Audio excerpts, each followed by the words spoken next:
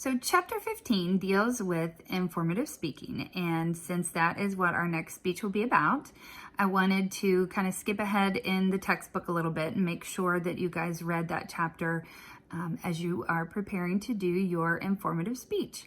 So informative speeches can be broken down into 4 different types, and you need to know all 4 types actually for your midterm.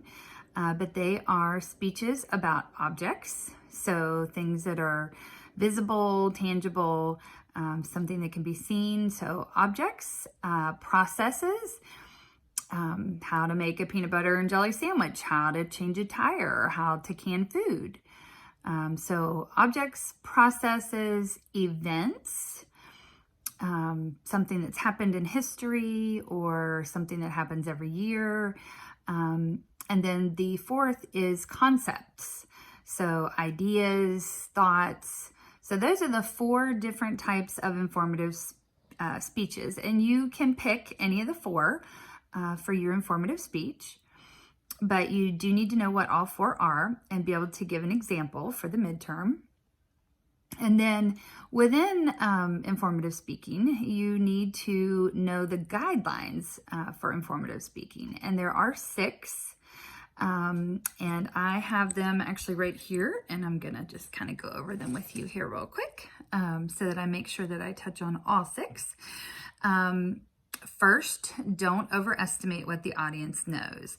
And so that one's a hard one because we all, I feel like in life, make assumptions. We all assume that maybe we've all seen the same movies, or we all like the same colors, or like the same subjects or whatever. We all make assumptions, but that's one of the first things that you don't want to do, okay? You don't want to overestimate what the audience knows. So you want to make sure that you're being detailed in the information that you're giving so that your speech is more effective, okay? So don't overestimate what the audience knows. And then 2, you want to relate the subject material directly to the audience.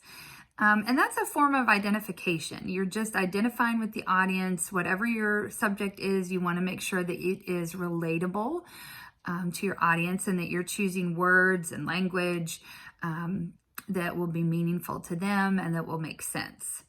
Okay, so relate the subject to your audience. Avoid being too technical. I've had this happen a few times before where somebody will give a speech on, maybe it is a process speech on how to build an engine of sorts.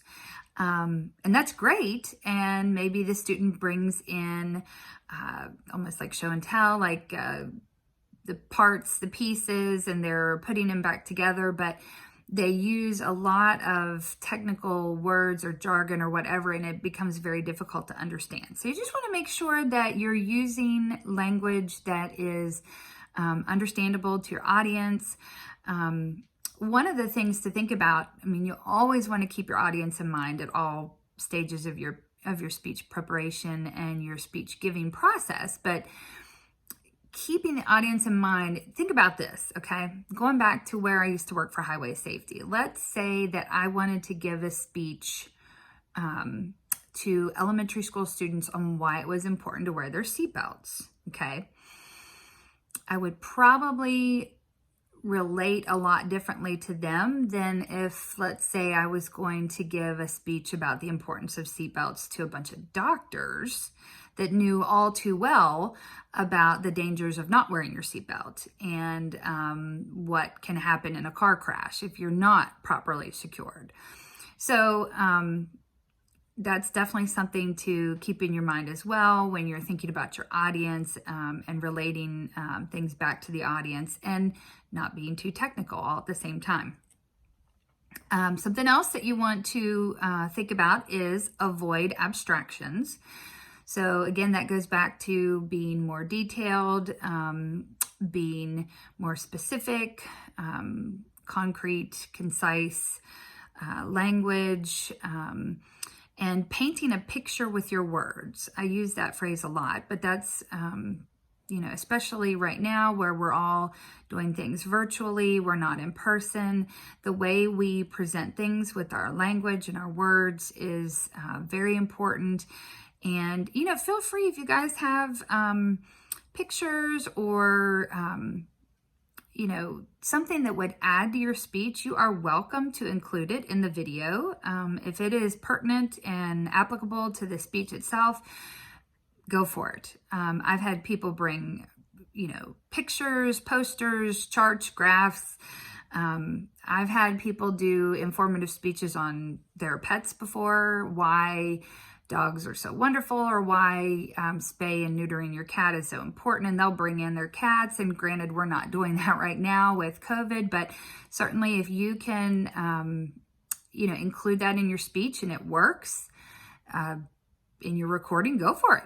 I don't have a problem with that at all. If that helps to, make a point in your speech, that's fine by me. So avoid abstractions. Personalize your ideas, and we've kind of discussed this already, but personalize your ideas and be creative. So those are the guidelines for informative speaking, and you want to make sure that you go through them in the book and that you know them for the midterm. And hopefully just going through the chapter about informative speaking helps you as you are getting ready to give your informative speech.